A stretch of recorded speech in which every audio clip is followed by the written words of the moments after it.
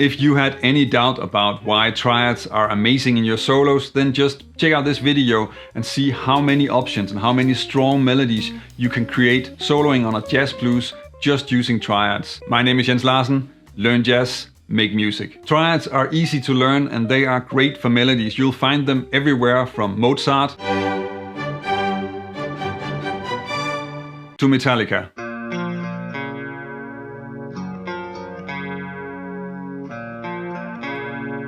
Let's first check out a solo chorus only using triads, and then I'm going to break that down and show you which triads go where and how you can make some great melodies with them.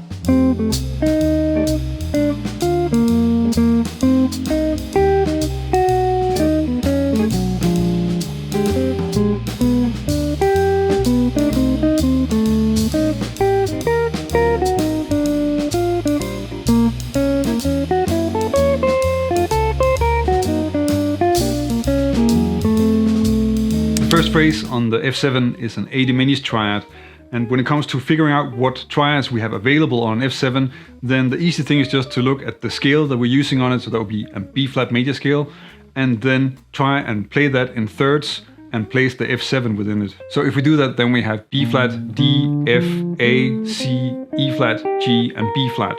And our F7 arpeggio is of course in the middle of that one, and in the top part of the F7 arpeggio we have the A diminished triad. But we can also find the other triads, because this is just an easy way to find the triads. 3 notes next to each other will be a triad. So the first one, the B flat major triad, doesn't really work. D minor, that works really well. Of course F and A diminished work both. And then we get a C minor triad, that will work also.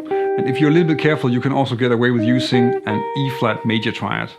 So the triads that we have available are D minor, F, A diminished, C minor and E flat major. The same process on the B flat 7, so here the scale is E flat major, and if you stack that in thirds, then you get G, B flat, D, F, A flat, C and then E flat. And this gives us the triads G minor, B flat major, D diminished, F minor, A flat major. The triad that I'm using in the solo on the B flat 7 is in fact just a B flat major triad. And I follow that up with a C minor triad on the F7. And that really means that I have triads that are sort of moving up through the changes. So first I get the A diminished in bar 1, then a B flat major triad, and then a C minor triad. I think the most important way to practice triads is to work on diatonic triads. And the reason for that is that if you put them in the context of a scale, then it's easier to link them to other chords and you can see them together with the other triads that you kind of have in that same context. And if you want to take that to the next level, then I think you want to start working on playing inversions through the scale, simply because it's going to give you a lot more options for melodies, and it's also going to make you much more familiar with the triads, their sound and the notes that are in them. I have thought about making a video with different triad exercises and suggestions on how you start working on getting them into your ears and your fingers, maybe also applying them to songs.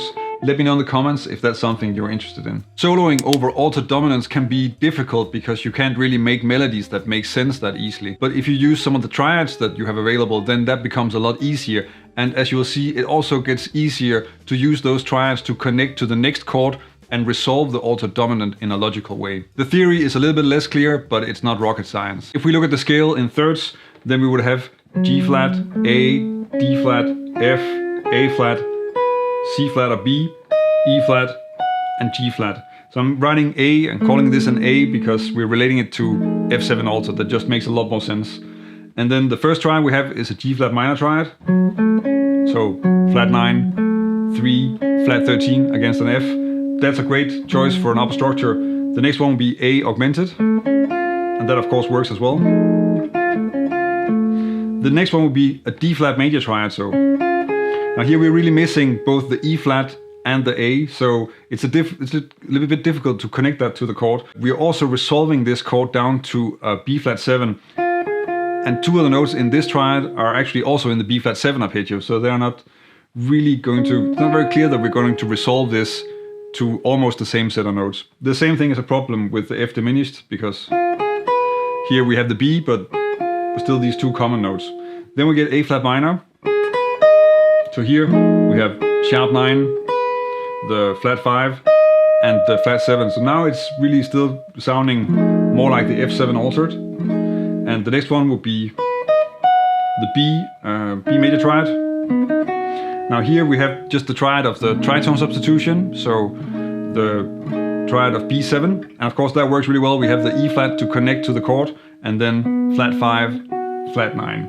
And then the final one will be from E flat, and here we have both the E flat and the A, so the chord is really clear, and then a flat 9. As you can hear, this is a bit context sensitive, so I'm dismissing a few triads because they're too similar to the B flat 7, but that doesn't mean that you can't make them work ever. It's just that right now I'm really going for the very clear, very obvious choices that are easy to use. The line in the solo is using a C flat and a G flat minor triad to create the line, and the whole thing is tied together by the fact that we can actually voice lead these triads, so we can shift them in a half step up or down, and then in that way create a logical connection between the alto dominant and the chord that it resolves to. So what we have is that the G flat minor triad can resolve down to an F minor triad, A augmented can resolve up to B flat major, the A flat minor moves down to G minor, and the C flat or B major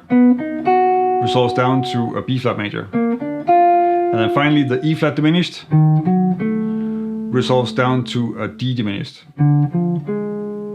And you could of course make a similar list if you're resolving to a B flat major 7 or a B flat minor 6 instead of a B flat 7 chord. The B diminished chord in bar 6 has a lot of different triad options.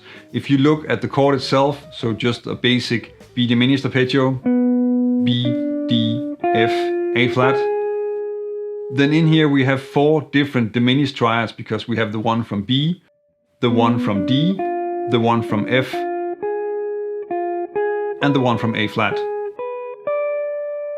The scale that I use on the B diminished chord, and I think the one that sort of fits the best in the context, is C harmonic minor. And another triad that's in that scale that works really well with this chord is the G major triad. And that's also what I'm using here, and I'm using the G major triad to lead us back into the A diminished triad on the F7. The A half diminished D7 altered is a minor cadence to the 2 chord in the key, so to the G minor 7 in the final cadence of the jazz blues. And here I'm using a really simple, really great trick for creating some melodies on that progression, because I'm playing first a major version of a triad and then going from the 2 chord to the 5 chord, I'm just turning it into a minor triad, and in that way just playing those changes. So I'm playing the triad from the flat 5 of the 2 chord. So in this case, that's A half diminished, and I'm playing an E flat major triad.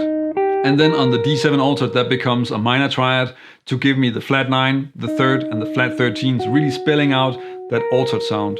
And of course, the E flat minor triad works so well because if you look at D7 altered as a scale, that's E flat melodic minor. Let's have a look at how you can use a symmetrical scale on a dominant without sounding symmetrical and predictable. On the C7, I'm using one of the best ways to create a melodic line on a dominant using the diminished scale, using the 4 major triads in that scale. For the C7, I'm using this diminished scale.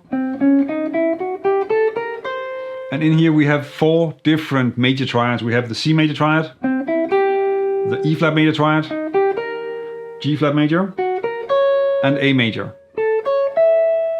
In the solo, I'm using the A major and the G flat major triad to bring across that 13 flat 9 dominant sound together with a flat 5, flat 9 sound.